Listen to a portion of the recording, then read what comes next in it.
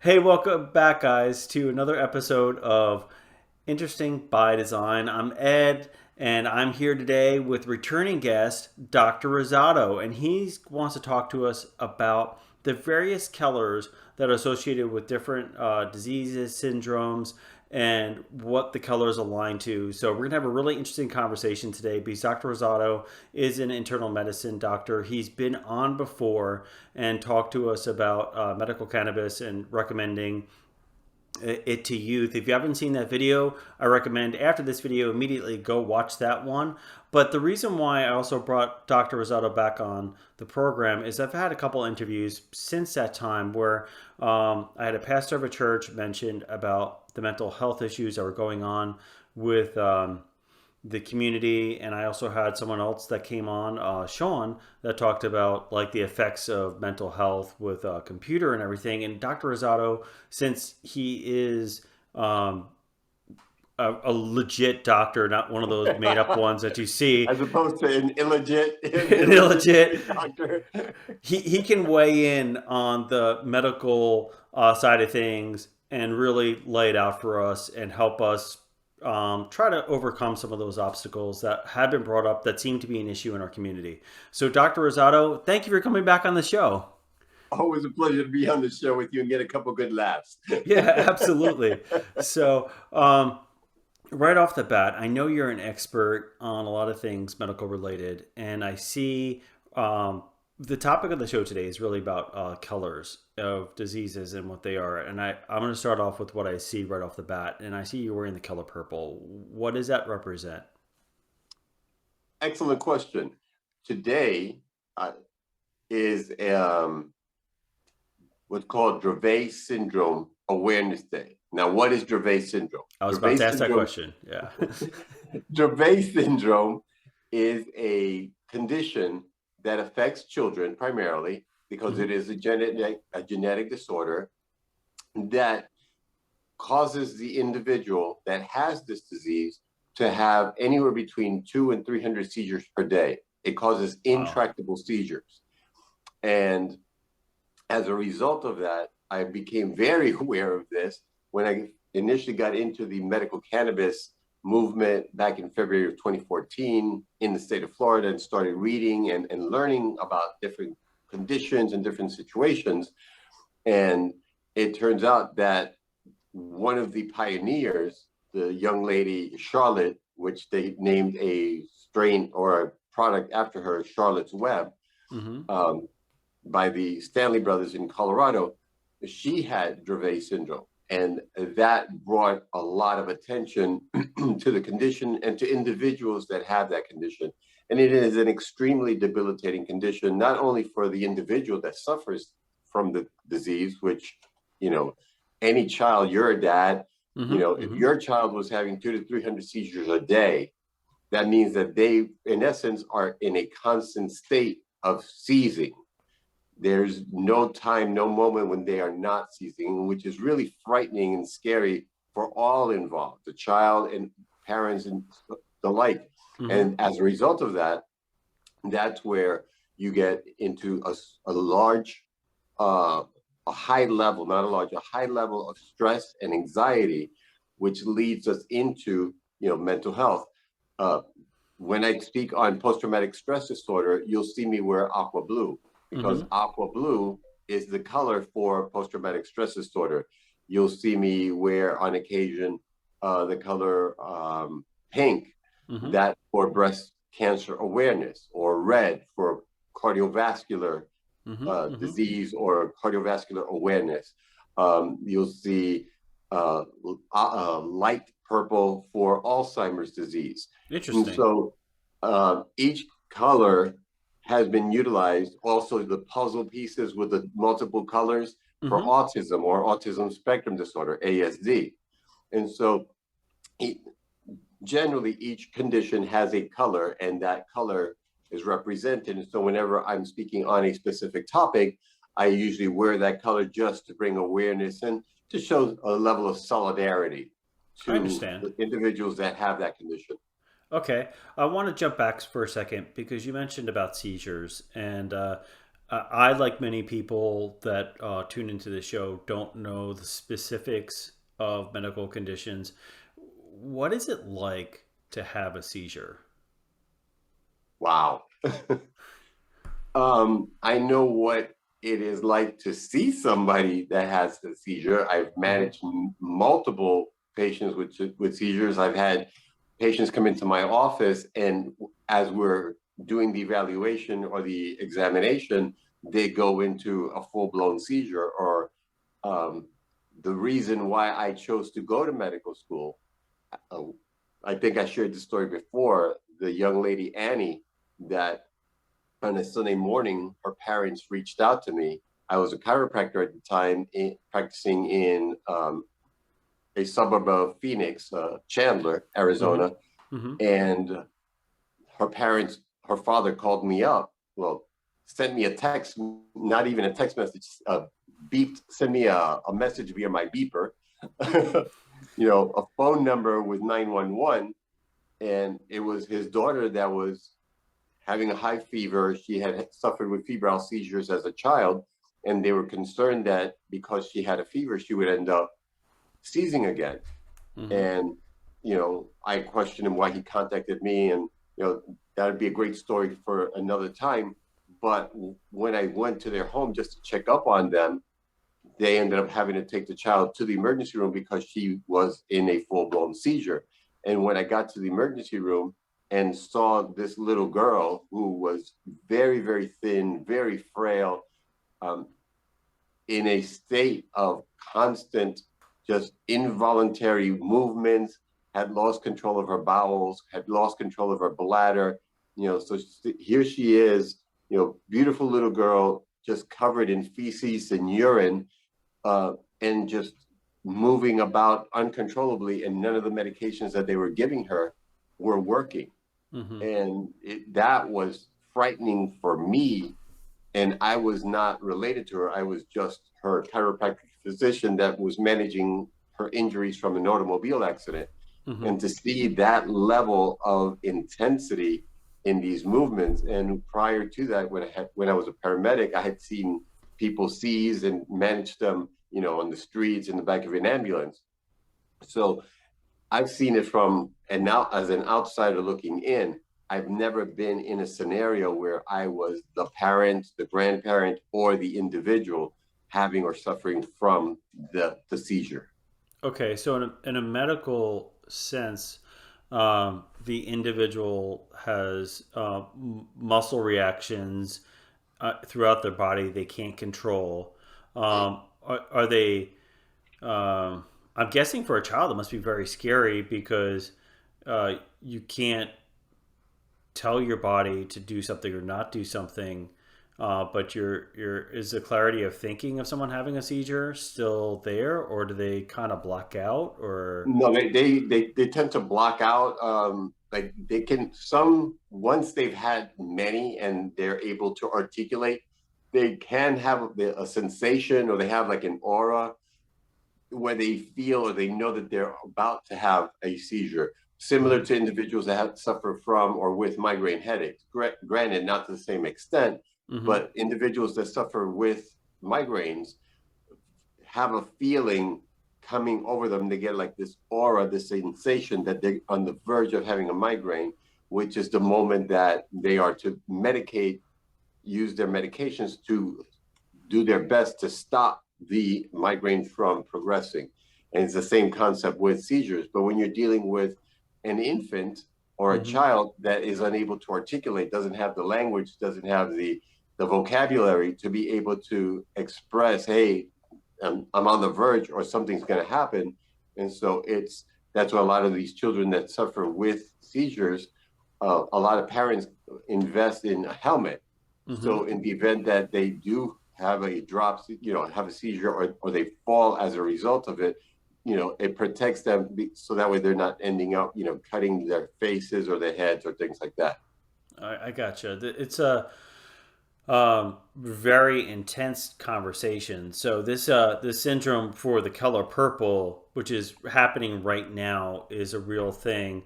You did mention moving forward a little bit, that Alzheimer's has multiple colors.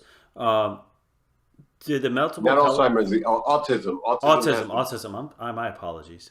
has a Uh, multicolored puzzle pieces. yes. Um, do the multicolored puzzle pieces represent the other colors that you spoke about, or does that have a different purpose? No, it's just just the different colors of a puzzle, and so that's what um, is utilized to represent ASD or autism spectrum disorder. Okay. In the medical community, does the color red have a particular? Oh, you said that was you Heart said disease. yeah, that was that disease. Is there any other colors that come to your mind that are specific, like green or like orange? Do those have colors, disease colors tied to it? Yes. Let me see. Green is a color of obviously cannabis, but also um, there's a condition called schizencephaly, which is another genetic condition with children that is a combination of epilepsy Mm-hmm. with cerebral palsy. And Mm-hmm. so they combine, and so their colors are green and purple. Green tends to be more related to cerebral palsy. Um, we mentioned aqua blue being post-traumatic stress disorder. We discussed pink being breast cancer. Mm-hmm. Um, so there's different colors, different conditions. So No, that's interesting because that was my follow up question. Do they have like mixed colors where they might have like a purple and a green yeah, represent a disease? Uh, so in your time, I'm guessing doctors' offices around the world probably um, jump into sort of support like the different diseases and health issues that are out there. Uh, what uh, what attracts them to that? Is it the patients that they deal with that have an issue? Is it their schooling? Is it like what? I guess like for you, you're wearing purple today. What inspired you to say um, this is important? I need to be in solidarity of this. Um, and I'm not 100% certain if every doctor's office does this around the country where they say today is a purple day, everyone wear purple, or mhm. is it just specific? What inspired you? Well, I'm not gonna give you a free strip show here, but Yep, Team Team Bruno. Bruno, Mm-hmm. this young man was my first Dravet syndrome patient Wow. How old back was he in that in picture? this was back in 2016 that Okay. his mom made these T-shirts, and she does it always on the 23rd of June, Mm-hmm. one day before my birthday, um, because he, she is considered a cannabis refugee. She was Mm-hmm. living in Florida. Her son had this condition, was Mm-hmm. diagnosed at the age between the ages of 3 and 6 months. So Oh he wow. was pretty much a newborn, and something was not right.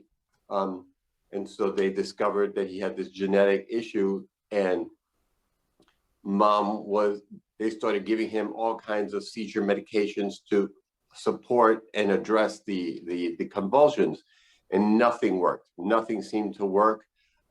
They tried multiple medications that were geared to children, Mm-hmm. geared towards adults, and towards the end, they were utilizing seizure medication that they use in the veterinary field, medications that they use on dogs, Wow. and not even that was working. And she saw the report about this young lady, Charlotte Fiji, uh, in Colorado, that was done by Sanjay Gupta, the um, health/medical advisor for CNN. Mm-hmm. He had done a report on cannabis, uh, entitled "Weed," I think it was, and he started out as a someone that was not in favor of the use of cannabis or anything for medical reasons. And once he got into the program and began investigating and researching it, he switched from being a skeptic to being an advocate. And this mom saw this report on CNN, reached out to them, and she traveled to Colorado, was met at the airport by Sanjay Gupta and Charlotte's family members, and they began to start to treat Bruno with the cannabis. Well, at that time, we didn't have a cannabis law in the state of Florida. And so as a result of that, that was her exposure to it. They sold everything and moved to a legal state because that's what they needed to do for them to be able to have the medication that was working on their child. Because he went from 200 to 300 seizures a day down to maybe 5 seizures a month. And now he only has these seizures when he is ill. If he has a fever or he catches a flu or strep throat or urinary tract infection or sinus infection, is when he seizes because his body is debilitated and deteriorated. How old is his But child now? he is, let me see, in 2016, he was 4. So he's 10. He's 10 years old. Yeah, Wow. So he's I about 10 or guess 11. my question to you, Dr. Rosado, is what was it like when you first met this mother with this child? Like, take me through, like, I know there's some medical things you can't discuss because they're patient restricted, but with the mom, what was that like initial conversation and interaction like with her? Well, it was interesting because she and I knew of each other. She knew of me Mm-hmm. through social media because I had already begun to learn about the cannabis plant for the use of these conditions. I Mm-hmm. was a part of different Facebook pages or groups entitled CBD for Children that was started by a friend and Mm-hmm. colleague, Janelle Ralph, in I don't know if it's South or North Carolina, in one of the Carolinas. I always get them confused, but one of the Carolinas. And she also was or is a special needs mom. Her daughter, Harmony, Mm-hmm. has has the intractable seizures as well. And so mom created a product called um, Palmetto Harmony, and now it's just called Harmony, Mm-hmm. which is, her daughter's name. And she got involved in the industry as a result of the necessity that her daughter had. And so because of that society and that group and that community, Bruno's mom knew of me. And because we were both in the state of Florida at that time, she and I got to know each other that way. And then in 2016, when we began to have, latter part of 2016, when we began to actually have product available Mm-hmm. for uh, people that needed this plant as medicine, she then was one of the parents that drove from South Florida to Central Florida for me to be her son's doctor. Wow. So that's a healthy drive because I mean it's more than 10 to 12 hours on the road, depending upon which way you go. So that's commitment um, to basically say help my son.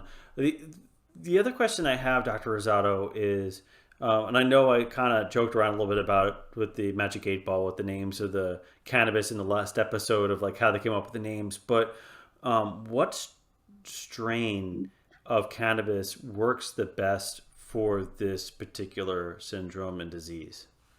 But remember that plants do not have strains. I'm Strains are sorry, like found I. in the bacteria and viral world. But no, that I'm glad you said that because most people think of cannabis and immediately think strains. Hmm. The proper or the correct name is chemovar. And so there are different chemovars.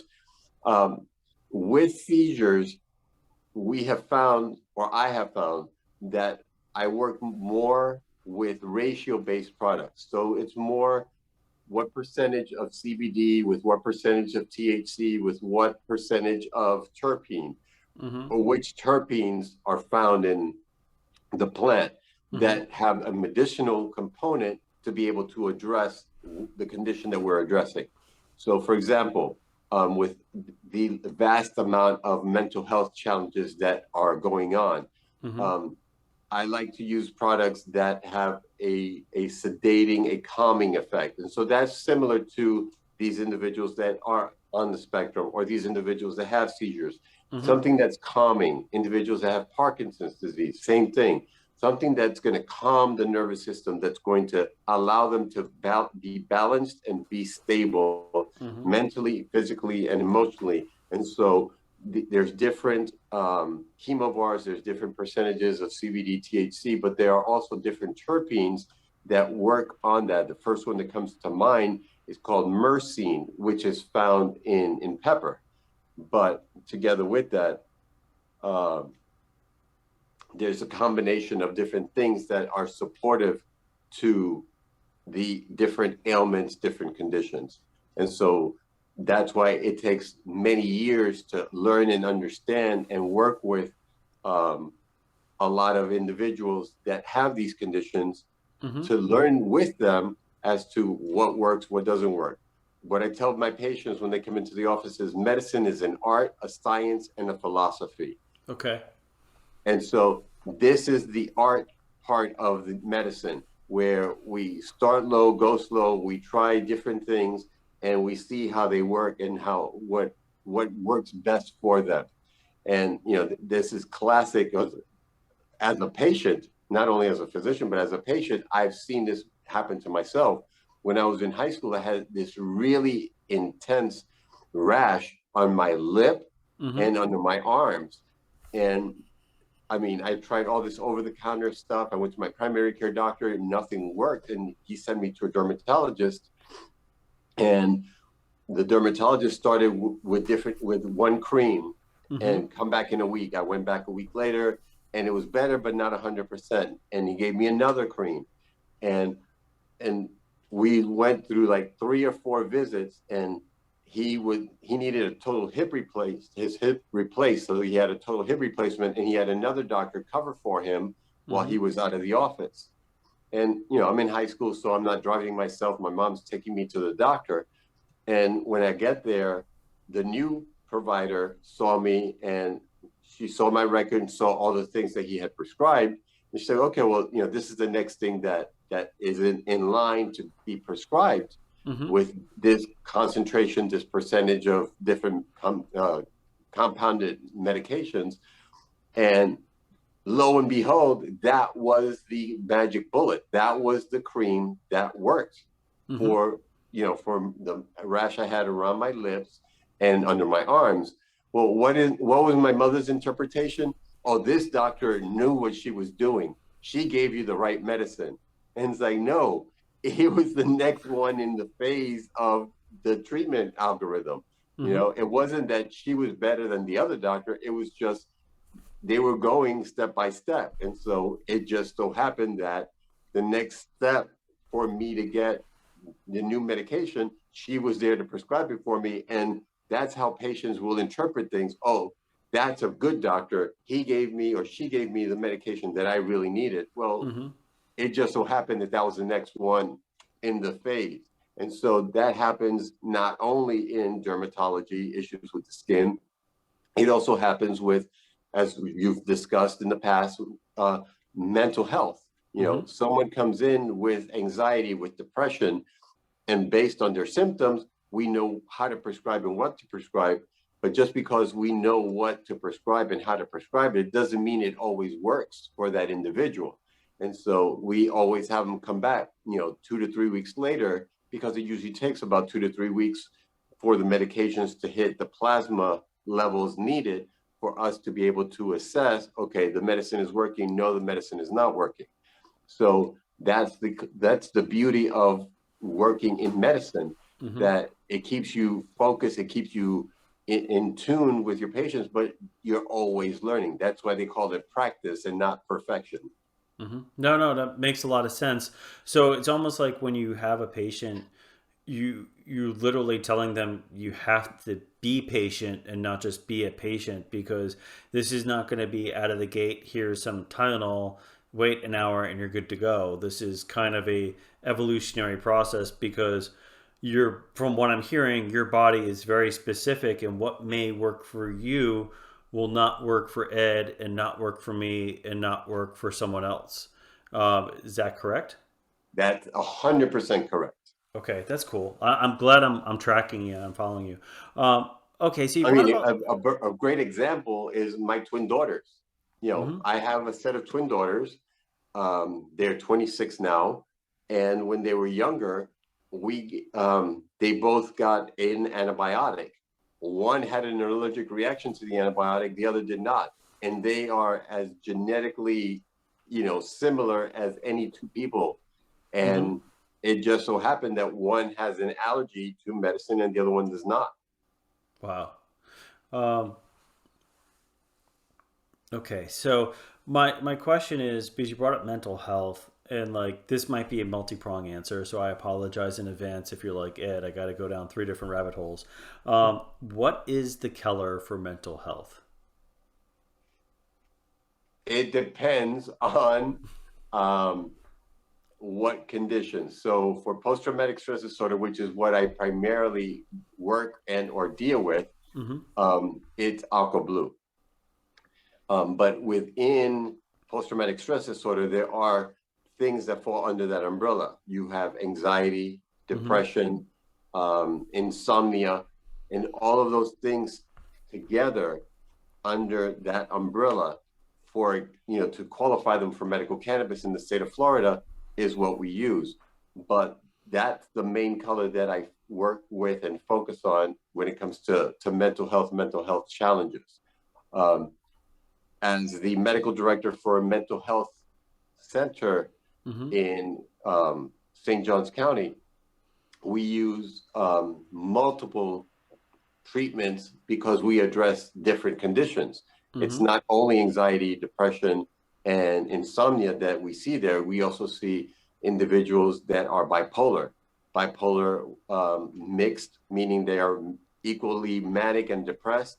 You have Hmm. some that lean more towards the depressed side. You have some that lead more towards the manic or hyper side. Hmm. You have individuals with ADD, ADHD, attention deficit disorder, attention deficit hyperactivity disorder in Hmm. children and in adults.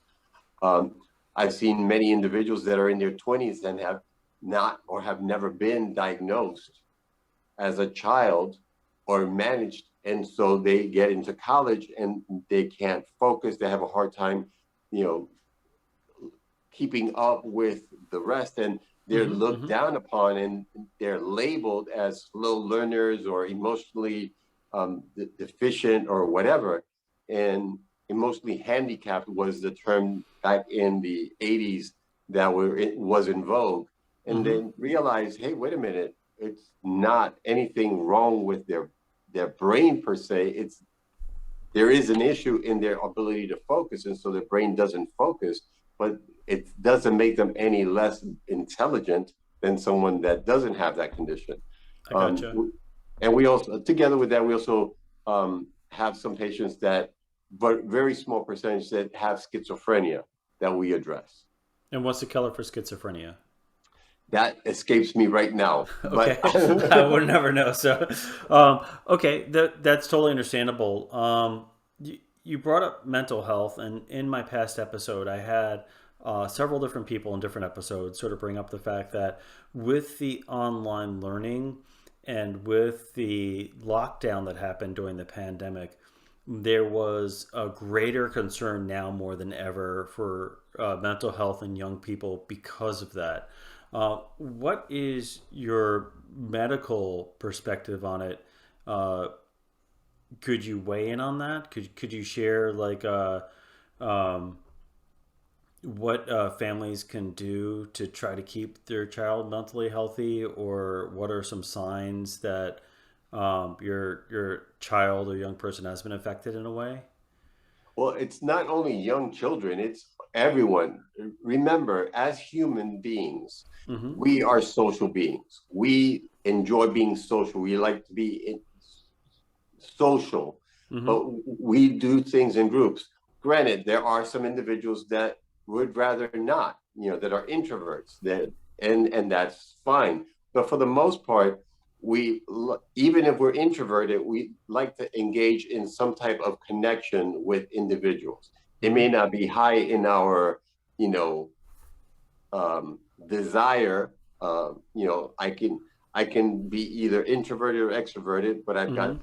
some friends and family members that are very introverted, and I have some family members and friends that are very extroverted, and so that's the balance. But for the Mm-hmm. most part, we all seek a certain level of companionship. We seek a level of being, um, participating, which is why we congregate, whether we belong to a social group or a, Veterans of Foreign Affairs group or a Masonic temple Mm-hmm. or church. Mm-hmm. And so, because we have places that we are accustomed to congregating and coming together and working together, that makes things a little more manageable. But when you go from being in that type of an environment to being locked down and not allowed to leave, and because of issues with diseases and uncertainty of the disease, of who is going to get contaminated, who's got a higher incidence of contamination versus others, Mm-hmm. now all of a sudden, if grandma was infected or was sick, or if the child or the grandchild is sick and grandma is not, well, grandma is elderly, so we can't be around her because we may infect her, and if we infect her, she may die. So Mm-hmm. now Mm-hmm. it isolated people, and so people that were accustomed to engaging and being together at least on a weekly basis, now you can no longer participate and be in the same room or same household with them.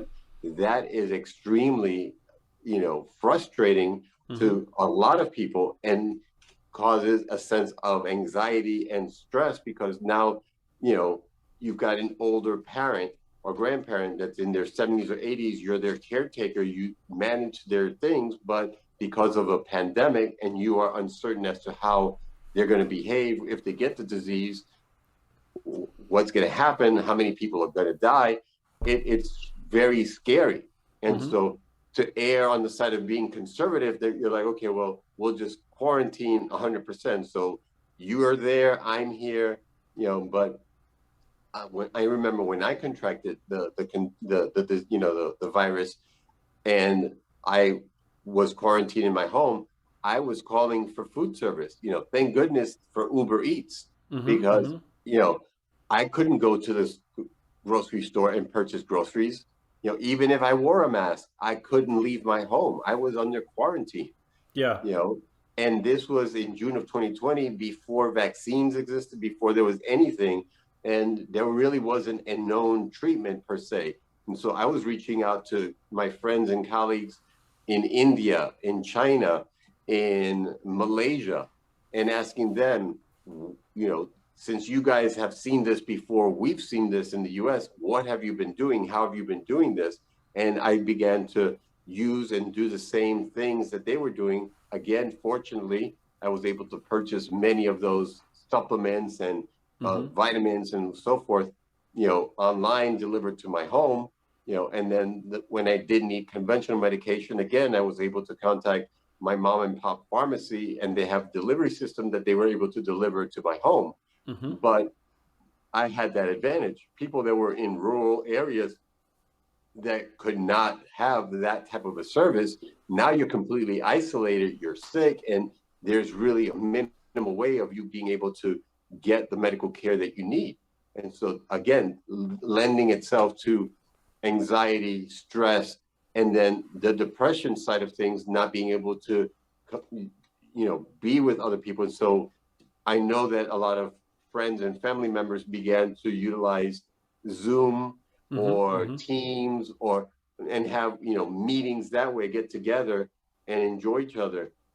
Or for high festivals, I have a lot of friends that are of the Jewish faith, Mm-hmm. and for their high holidays, they were all on a Zoom meeting going through their ceremony, with their rabbi and everyone in their respective homes participating and doing the prayers and the singing and the chanting, but not in the same room. Everyone was in their homes to connected virtually. Mm-hmm. And yes, there was some socialization, but it wasn't the same as walking into somebody's home, getting a hug, giving a kiss, because that's how we are. Yeah, yeah, for sure, for sure. That was a very thorough answer. I guess my follow up question is for a young family that has a child that's like middle school, elementary school, that says, I want to help my child get back on track and to get try to get ahead again on a lot of things. Um, are you recommending for them to be active in like a social sport, like scouting? Are you recommending what's your suggestion for someone that wants to try to uh, fix the lockdown mentality with their child? What's your recommendation? Well, something I experienced last weekend, which was really interesting because I've not seen this in a while, was a set of parents post COVID Mm-hmm. that have created a schedule in their household for their children, and there's a certain time allotted for electrical devices. So Mm-hmm. they have a specific time where they can be on their tablets, on their phone. There's a specific time when they can be playing on their video games, but there's a specific time that they must, and the word is must, go outside and play. Mm-hmm. And Mm-hmm. they go out in their backyard, they bring in the kids from the neighborhood, and they're in this scenario where they're playing in each other's backyards, and they're playing just regular games that kids play. But it's a matter of, sorry, I had a No message come worries. across. Okay. No worries. But um but as a result of this schedule, I noticed that the children were not as affected as I've seen other children that were, because of the quarantine, they became so engulfed and engrossed in their electronic devices that that's all they do. And I remember, when my kids were younger, and I passed a rule that there was no the electrical devices at the kitchen table or the dining room table, because they would be sitting next to each other texting. And I'm Mm-hmm. like, you guys are freaking sitting next to each other. Just Why talk. are you texting? Speak. And this was even during COVID. And so imagine once we were obligated to be in that type of a situation, that type of a scenario where we couldn't leave, people became extremely dependent on, virtual visits, virtual consultations, you Mm-hmm. know, and it changed the way we do things. It changed how we go about doing things, and I've seen a lot of patients, both adult and adolescent, where they are afraid to leave their homes now. There have been people that have told me, I haven't left my house in 4 months, 120 days, and they're counting the number of days that they've been in their home where they've not been able to go out, just for fear of the unknown, for fear of the uncertainty.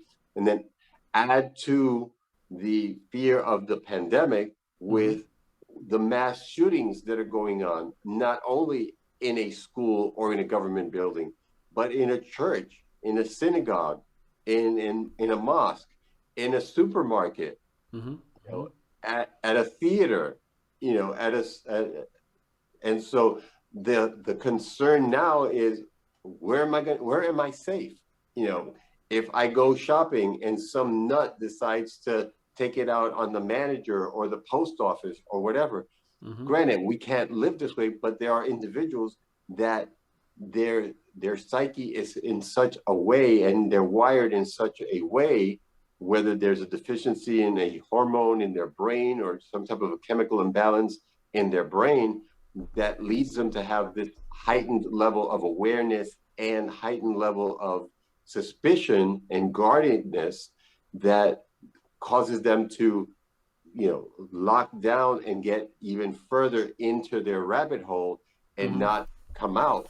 And those are the ones that are very scary because they get to the point where they feel that there's no way out, there's no escape. And Mm-hmm. that's where, it's important for family members, friends, relatives to be very astute and keen and aware of their surroundings, but also their family and friends, and see how people are behaving. Go, hey, wait a minute, are you okay? What's happening? I noticed that you're a little flat. You're not your smiley, jovial self. What's going on? What's happening? And Mm-hmm. just Mm-hmm. delve into them. No, that's really interesting because it brings up the question of um, for individuals like that. Do you feel that's widespread, or do you think that's a small percentage of the population? Because there's one side of me that with the globalization of communication, we have like groups that are forming on Facebook as an example, and you have like someone that likes jigsaw puzzle, I'm not going to name any names, that gets together with the 1,000 other people across the country that really love jigsaw puzzles. And you see that group, you're like, well, there's 1,000 people in the group. Um, that must be mainstream. And like, I don't feel like jigsaw puzzling is a mainstream sport per se. I don't think it's going to be on the Olympics. But it, my question is, with that example, do you feel that's a small percentage of the population similar to like jigsaw puzzle people that get together in a group on Facebook? There's, I lived a while in Utah, and there were a lot of crafts stores, and Michael's was huge there, and Hobby Lobby, um, and they had crafts, and they had quilting clubs, and they had all kinds of individuals that participate in these things, Mm-hmm. and it was, grandma with their daughter with their grandkids, all together, grandma teaching the daughter, daughter working with the granddaughters, and it was a bonding and in the the interaction of the family, and just learning from your background, learning your family history. And Mm-hmm. so that was the social component. And yes, even though you could do it virtually, as I mentioned earlier, uh, the human touch is extremely important. There was a book I had to read when I was in college called Games People Play, and it was all based around the concept of the human touch and why we pay for human touch. We pay for someone to cut our hair. Mm-hmm. We pay for someone to give us a massage. We pay for, some individuals pay for sex, but they pay for to have that human touch, to have that human contact, have a human bond. Mm-hmm. But when your family, especially certain ethnicities or certain groups, as a Hispanic individual, I mean, I walk into a room of other Hispanics, I may not know them, but the way we greet each other is we kiss each other on the cheek, we give each other Mm-hmm. a hug. You know, Which is there's completely foreign to other people because if you turn around and you go up to another man, you kiss him on the cheek, you in some subcultures of America, you might have them swing at you because they're like, "What are you doing?" Uh, so, but and I saw that also in Italy when I went, when I visited different cities in Italy, from Rome all the way up to Florence. You mm-hmm. know, men and women alike, old and young, in the middle of the street, in congregations, wherever, were hugging and kissing each other. And I would go into a restaurant, and immediately it was like I was family, and they Mm-hmm. took Mm-hmm. me in. And it's the same thing when I've traveled throughout Central and South America, because our language unites us. And just because I come from the United States, but I walk into an environment and I'm speaking the language, immediately there's that connection. And so it's, as we mentioned earlier, it's that connectivity, that human connection, that human bond, that touch, Mm-hmm. that separates us from the rest. Yes, we can do things virtually and Mm-hmm. it works, but is it the best thing? Time will tell. Time will tell. I think there's a space for everything, but I think it's in moderation. It's kind of like everything in moderation. You'll be good. Um, so that kind of circles me back around to mental health. And so, what I attribute to is the more human interaction we have as people, the healthier we will be overall. Is that a good, fair, short statement for that? Would you say that's on point, or where am I wrong? No, you're that sounds pretty reasonable. Okay. Uh, so, with that being said, um, how can we as a society, since you're a doctor, um, help our young people? Now that we talked about the family, what can we do as a society to help our young people, like in the schools, in the after school things that we do, um, in general? Because I think that's the $1 million question that's out there. And I said in other podcast episodes, like, I seriously think there's going to be a lot of case studies based off of the lockdown time period. Hmm. Um, and I'm kind of curious, as a medical doctor, you're a professional. What's your thought? And being a medical director of a mental health practice, what's your answer to that question? Well, it my one word answer is education. Okay. For years, um, mental health has been stigmatized Mm-hmm. in general, but specifically in certain ethnic groups. In Hispanic Americans, in the African American culture. You know, we we're told. I've been told growing up. Man up. Like the story I shared. Mm-hmm. When I Mm-hmm. was mugged for the first time, I was 8 years old, Mm-hmm. and they stole my bus pass. And I had a certain level of post-traumatic stress disorder, and I became very hyper vigilant and very paranoid, and everybody was out to get me, and everybody was going to steal something from me, and I became very you know aware of my surroundings to the point that I became it was almost pathological. Mm-hmm. And I had a really difficult time, with separation anxiety from my parents, because that was my safety net. And um, I had to take two public buses to get to the school where I was going to, because we moved, and the new location where we moved to, there was no availability in the Catholic school where, I was supposed to go to for my parish. And so I had to go to my former parish. Mm-hmm. And, I had to take two city buses, and I was watched, and they socially profiled me. They knew I had a bus pass. And so they caught me that day with, my bus pass in my pocket, and they stole it. Well, my mom discussed it with my pediatrician.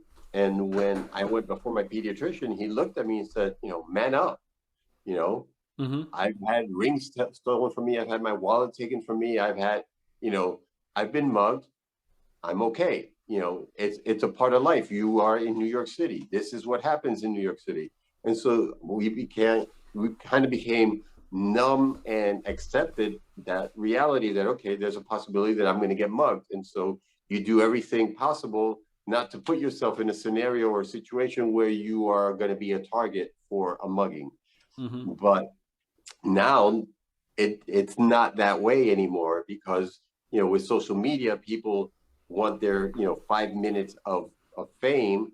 And so they go in, and they want to do one upmanship of, well, there somebody killed 50 people, well, I want to kill 51 because Mm-hmm. I'm going to do more than somebody else. So the key is education. The key is understanding that mental health does matter, that behavioral health is an issue, that depression is a reality, that anxiety is a reality, some Mm-hmm. more than others. And it's a matter of educating yourself on the fact that that does exist, but number two, the help that's out there, all of the help that exists for the different mental health challenges and conditions. There is help. There are support groups. And these are individuals that are lending themselves to be a pillar of strength for those that are newly diagnosed or newly exposed to certain types of situations. And so for that reason, the most important thing is for individuals to educate themselves, ask questions. If you see something that doesn't seem correct or doesn't seem right, Mm-hmm. ask, Mm-hmm. because more likely than not, by asking, you're going to get the information. If you don't ask, you're never going to know. Okay. So, this education, is this something that families should do with their young person, or should this education be more like broadly spread around, like in the schools? Like, or is this education uh, better to be produced and put onto like social media and television? Like, where's the best place for this education to happen? All of the above. Okay. You're a marketing guy. Yes. So Yeah. So as a marketing guy, and you're hired by a new client that says, I sell this widget or I have this solution. Mm-hmm. The way to create any business as a businessman, I was raised and taught that you find a problem, Mm-hmm. you find the solution to that problem, and that is your business. And then once you find the solution to that problem, then you target your marketing to individuals that have that problem. Gotcha. Am I somewhat correct? No, no, you're on point. Your basic blocking and tackling of business marketing. Thank you very much. We crossed into a whole new.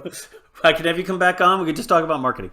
But But that go being on. said, so it's the same thing in medicine. Yeah. That's why we do a history. We take a history. We Mm-hmm. do a discovery. We discover from the individual. Okay, onset, palliative, provocative. What makes it better? What makes it worse? Where is the specific location of your issue? Is there a specific time of day, a specific time of the month, a specific time of the year when you have these symptoms? Mm-hmm. For example, when I was in Ohio or Utah, and there were winters, and you didn't see the sun for months, you experienced seasonal anxiety disorder. It was specific to not being able to see the sun, not being able to be out. And the Mm-hmm. Mm-hmm. first day of spring, when the sun came out, I noticed that my mood was changed dramatically. It was like I had hope again Mm-hmm. because it wasn't gray or dreary the entire time. And so that is a diagnosis, seasonal, a seasonal affective disorder, or seasonal anxiety disorder, where Mm-hmm. the change in seasons alters your mood. Um, anniversaries of someone's death. For example, the latter part of October is a time of year that I'm very um, melancholy because that's the anniversary of my father's death, October 29th. And so it's a memory that is there Mm-hmm. of what happened on that day, divorces, breakups. Um, on the opposite side, April 4th is one of the happiest days for me. Why? Because that was the day my twins were born. And so we link dates, we link music, we link smells. And so if you smell something that brings back a memory, positive or negative, those are the things we need to be aware of. And Mm-hmm. so these all come into play when we're working and dealing with mental health. When someone is coming in and they have a certain level of behavior or a certain behavior that is not a mainstream type of behavior, and it can be a debilitating behavior to that individual where they can cause self-harm. Now we're going in, okay, when did this begin? What makes it better? What makes it worse? What time of the day? What time of the month? What time of the year do you get more? Does this express itself more? Um, does it express itself when you're in a specific room in your home or in a Mm-hmm. specific location in the community, or when you drive past a certain building? You may go by a certain building that you were fired, an office that you were fired or you were embarrassed. Mm-hmm. These are all triggers, things that trigger us. And so we need to be mindful of these triggers and be able to address them to be able to address them in a healthy manner. Yes, there are medications. Yes, there are different chemo bars in the medical cannabis industry. But the most important thing is discovering these triggers and developing tools and strategies to be able to overcome and be more proactive. I see. So um, there's a rabbit hole that can go down definitely with Of this, but course. like I'm trying to keep our conversations to right around an hour. We're pushing up to it, but oh my gosh, like you could open up Pandora's box with that statement. I guess I want to give you a chance to final thought, like all the topics we covered today, from the killers of diseases to mental health to um, eh, what you're a doctor. Intractable seizures in children. Yeah, there's so much. Like, how would you sort of take us home per se for this episode?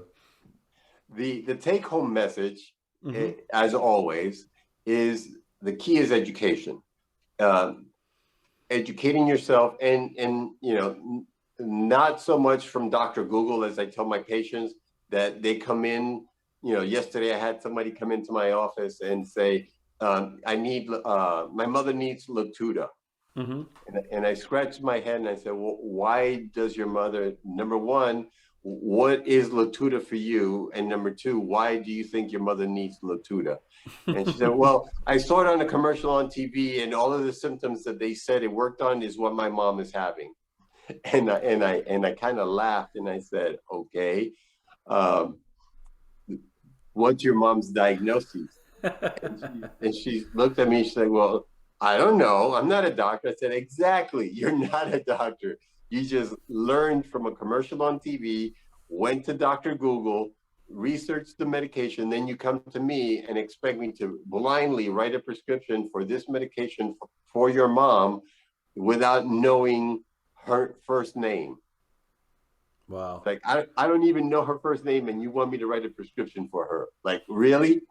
And so, be mindful, be thoughtful of the information that you're getting, but Mm-hmm. educate yourself. There are social groups. If you suspect that your child is having issues with anxiety, if you suspect that your child is having issues with depression, if you yourself are noticing that it's harder for you to get motivated, it's harder for you to get out of the home, it's difficult for you to engage in activities, things that you enjoy doing in the past, and now you're apathetic to certain situations or certain things, Mm-hmm. then it is important that you investigate, that you research, that you ask questions, that you speak with your healthcare professional, that you speak with your clergy if you go to a church, that you speak to a friend or a sibling, that run things,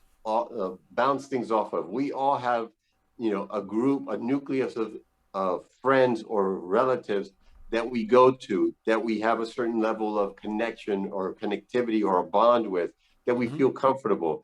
A mentor, a teacher, an educator, someone that you feel comfortable with, that's not going to judge you, because that's the most important thing after education, is being in a non-judgmental zone, a no judgment or judgment-free zone, to Mm-hmm. where the individual feels free to express themselves without the concern that, oh, they're going to think I'm crazy. Oh, they're going to think I'm nuts. Oh, they're going to think I have a problem and they're going to put me away. And I think that's, to an extent, the biggest fear of delving into mental health. The way mental health, people with mental health issues were treated in the past.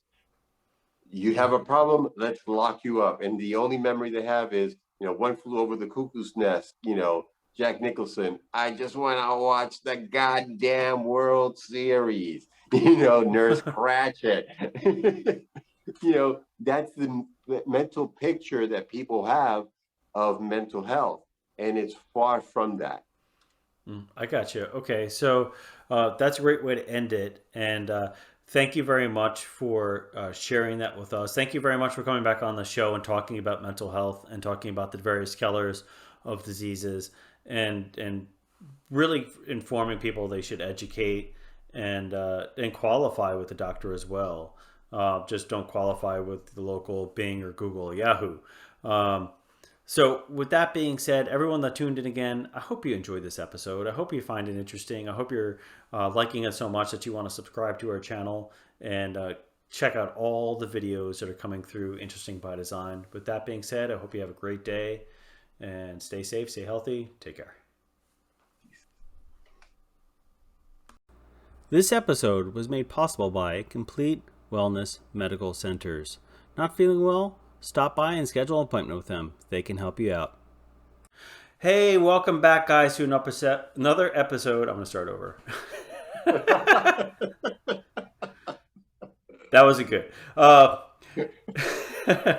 This episode was made and produced by i4 Web Services.